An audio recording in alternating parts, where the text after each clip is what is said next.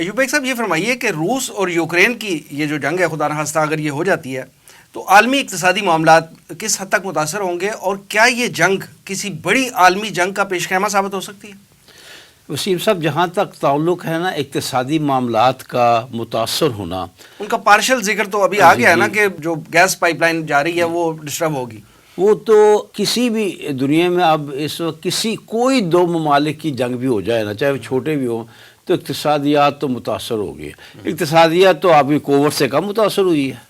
یہ تو all over the world ایک فینومینن تھا. وہ دیکھیے 67 میں جنگ ہوئی تھی عرب اسرائیل، پیٹرول کا کیا اشر ہوا تھا.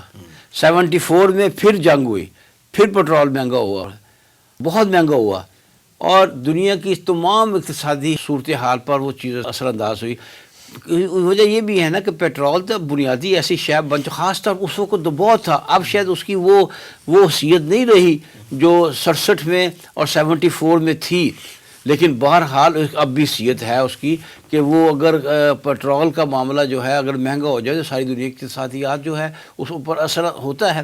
لہذا دنیا کی اقتصادیات پر تو اثر آئے گا، ایک کونے سے لے کر آخری کونے تک آئے گا دنیا کے.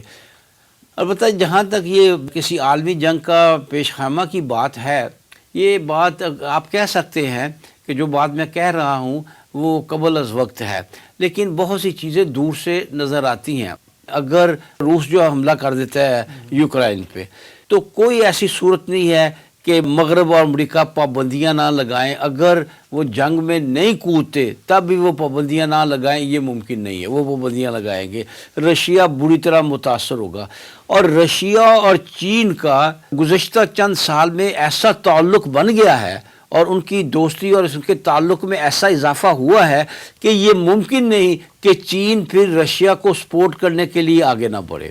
اور اب اس لیے کہ اگر رشیا اس وقت وہ امریکہ کے ہاتھوں اگر پسپائی اختیار کرتا ہے، پیچھے جاتا ہے، تو یہ چائنا بری طرح ہٹ ہوگا. لہٰذا چائنا کو آگے آنا پڑے گا. اور چائنا کس طرح آگے آ سکتا ہے یہ آپ کہہ سکتے ہیں بڑی دور کی کوڑی ہے، لیکن اس کے امکانات ہیں کہ پھر صورتحال کیا بنتی ہے.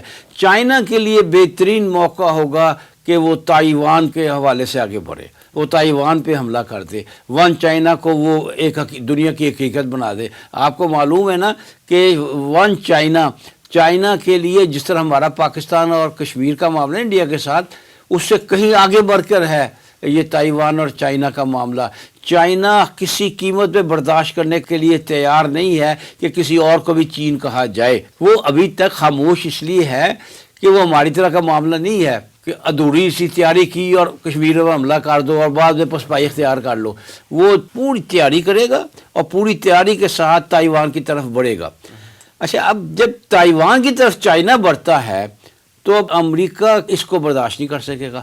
یوکرین کو پھر بھی برداشت کر جائے گا، چائنا کا تائیوان کی طرف بڑھنا برداشت نہیں کرے گا. اچھا، یہ چائنا کیوں کرے گا؟ یہ چائنا اس لیے کرے گا کہ اسے امریکہ کی توجہ کو ہٹانا ہے یوکرین سے، اس لیے کرے گا چائنا. یہ ایک اندازے ہیں نا، یہ ایک اسپیکولیشن ہے نا کہ ایسا ہوگا، اور ایسا ہوتا نظر آتا ہے. اس میں کوئی ایسی انہونی بات نہیں ہے کہ وہ امریکہ کی توجہ بٹانا چاہے گا یوکرین سے اور اس کو لائے گا تائیوان کی طرف. اب جب تائیوان کی طرف آئے گا، آپ پوچھیں نا عالمی جنگ، تو اس کے امکانات یوں بنتے ہیں. جب چائنا تائیوان کی طرف بڑھے گا تو پھر امریکہ کو انوالو ہونا پڑ جائے گا. پھر امریکہ کیا کر سکتا ہے؟ امریکہ چائنا کو کہیں اور انوالو کرے گا تاکہ چائنا کی تائیوان سے توجہ ہٹے. اور وہ کیا کر سکتا ہے؟ وہ پاکستان کو اور انڈیا کا معاملہ چھیڑ سکتا ہے. یوں یہ ایک عالمی جنگ بن سکتی ہے. دیکھ صاحب، جس طرح کا تجزیہ آپ پیش کر رہے ہیں اس سے تو بالکل لگتا ہے عالمی جنگ دروازے پہ کھڑی ہے. دروازے پر نہیں کھڑی، ذرا تھوڑی سی دور ہے. لیکن میں ایک بات آپ کو حتمی بات کہنے والا ہوں، وہ یہ کہ کسی عالمی جنگ کو آپ اگلے چند سالوں میں ناممکن نہ سمجھیے، بلکہ اس کے پورے امکانات سمجھیے کہ عالمی جنگ اب ہوا چاہتی ہے. اس کے بغیر دنیا چل نہیں سکتی. دنیا جس طرح تصادم میں آگے بڑھتی چلی جا رہی ہے، وہ تصادم اگر نظر نہ آیا بالفعل تو سب کے لیے باعث شکست ہوگا، سب کے لیے ہوگا. اور خاص طور پر آپ دیکھیں اسرائیل جو ہے، جو ہر معاملے میں خاموش تماشائی بنا رہتا ہے، وہ واحد ملک ہے جس سے دنیا میں جنگ کی بڑی ضرورت ہے. جنگ اس کی بڑی ضرورت ہے. دیکھیے امریکہ ہے نا، وہ اپنی جگہ پر بیٹھا ہوا ہے، انڈیا اپنی جگہ پر بیٹھا ہوا ہے، چائنا کو صرف تائیوان کا مسئلہ ہے۔ اسرائیل نے آگے بڑھنا ہے، کس طرح بنے گا ایکسٹینڈڈ اسرائیل؟ کس طرح بنے گا؟ بیٹھے بیٹھے بن جائے گا؟